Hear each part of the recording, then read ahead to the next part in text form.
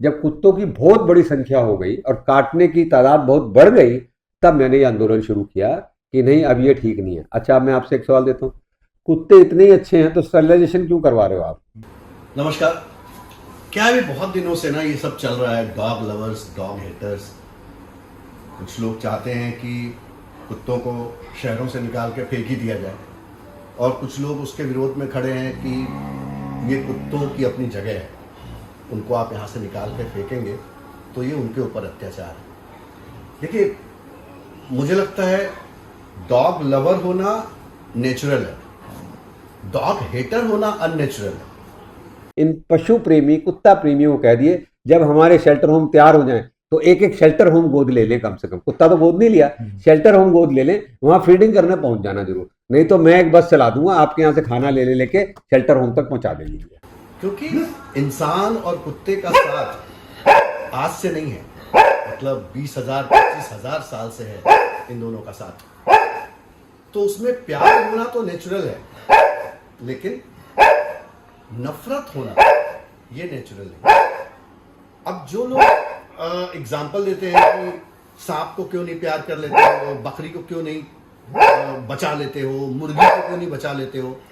सांप, बकरी, मुर्गी, गाय सबसे अलग रिलेशन है कुत्ते और इंसान का। आप उसको कंपेयर नहीं कर सकते कभी, क्योंकि कुत्ता जिस तरीके से भेड़िए ने अपने आप को कुत्ते में इवॉल्व किया इंसानों के साथ रहने के लिए, वैसा सांप ने अपने आप को इवॉल्व नहीं किया इंसानों के साथ रहने के लिए। तो इसने इवॉल्व किया है, इसने बदला है अपने आप को दोस्त बनने के लिए इंसानों का। और ये हमेशा से इंसानों के आसपास रहने वाला जानवर है।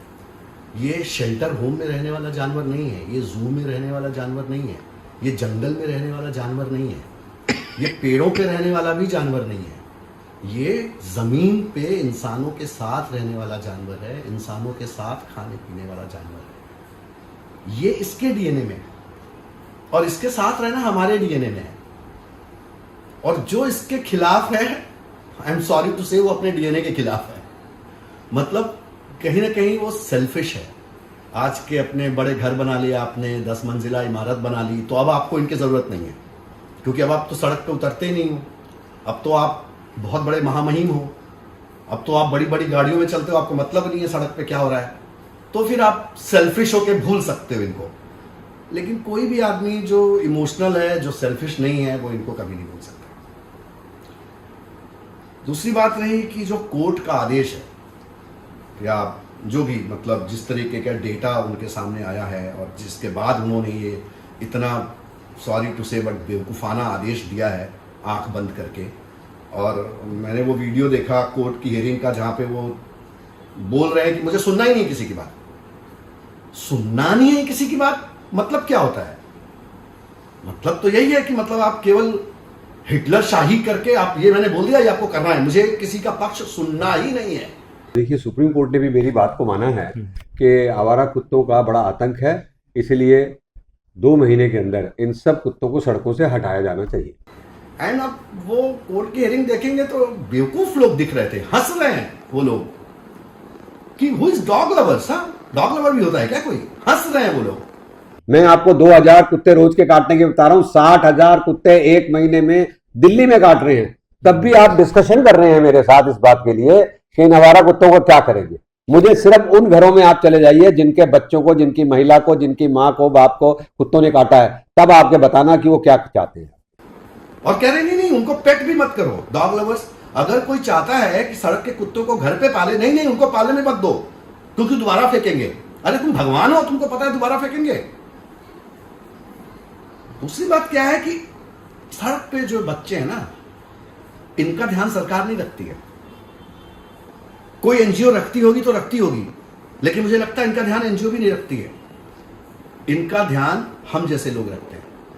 मेरी गली में 10 कुत्ते हैं, मैं और मेरी वाइफ कोविड से ही हम उन 10 कुत्तों को खाना खिला रहे हैं। 10 से 12 हो गए होंगे, 2 एक्सपायर भी हो गए, तो बैलेंस हो गया, बट उनको आज तक हम खाना खिला रहे हैं।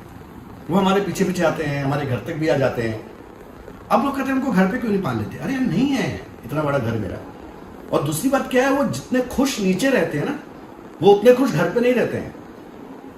इसलिए हम जब आते भी हमारे घर पे तो एक दो दिन रखते हैं, फिर हम उनको नीचे छोड़ देते हैं। वो 2 दिन फिर घूम फिर के फिर आते हैं हमारे घर पे हमारे साथ रहने के लिए, क्योंकि उनको नीचे वो जो जगह है जहां पे उनके दोस्त हैं, जहां पे वो घूमते हैं, खेलते हैं, कूदते हैं, उनको भी वो लाइफ चाहिए, तो वो उनकी जगह है। देखिए, अगर इस समस्या का समाधान करना है तो एक ही है कि जितने डॉग फीडर हैं, हम जैसे लोग जो अपने इलाके के सारे कुत्तों को नाम से जानते हैं, क्योंकि कोई बीएमसी वाला नहीं जान सकता इन कुत्तों को नाम से।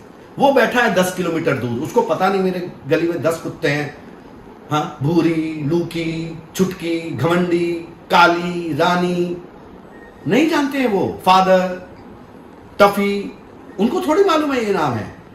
हम जानते हैं उनको नाम से, हम देखते हैं, हमको पता है कि ये कौन सा एग्रेसिव और कौन सा एग्रेसिव नहीं है। हमारी गली में तो कोई कुत्ता एग्रेसिव नहीं है, मैंने आज तक नहीं देखा किसी को काटते हुए।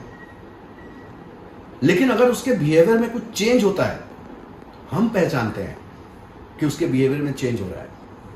हमको पता है उसकी तबीयत खराब है, हम उसकी दवाई कराते हैं, हमने उनको न्यूट्रल किया है, हमने उनकी वैक्सीनेशन कराई है, उनका मेडिकल सर्टिफिकेट हमारे पास है इन सारे 10 कुत्तों का कि किसका किसका वैक्सीनेशन हुआ है और हर साल इनका वैक्सीनेशन होना है। वो बीएमसी में जो बैठा है, एमसीडी में जो बैठा है, उसको नहीं पता है।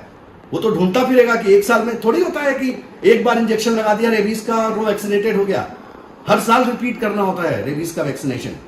आप दोबारा कहां से ढूंढोगे उस कुत्ते को, आपको पता ही नहीं। लेकिन हम जैसे लोगों को पता है ना कि ये 10 कुत्ते हैं, इनको एक बार वैक्सीन लग चुका है, उनका मेडिकल रिकॉर्ड हमारे पास है, अगले साल अप्रैल में फिर से लगाना है, अगले साल हम अप्रैल में लगवाएंगे उनको। ये काम फीडर कर सकते हैं अगर सरकार सच में इसका सलूशन चाहती है तो। नहीं तो एक कोई सलूशन नहीं है कि उनको उठा के फेंक देना। ये केवल अमानवीयता है और कुछ नहीं है।